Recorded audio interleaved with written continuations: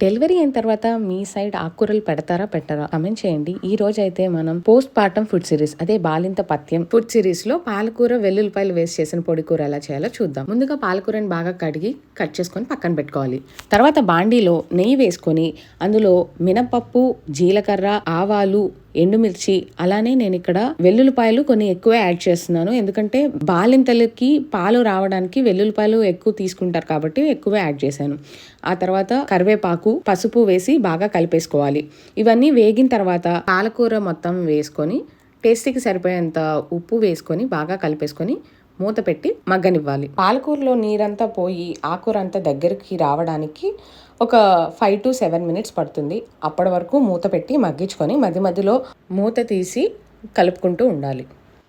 Water అంతా ఇంగిపోయిన తర్వాత టేస్ట్కి సరిపడనంత కారం, నేను ఇక్కడ వెల్లుల్లి కారం యాడ్ చేస్తున్నాను, మీరు ఎండు కారమైనా వేసుకోవచ్చు.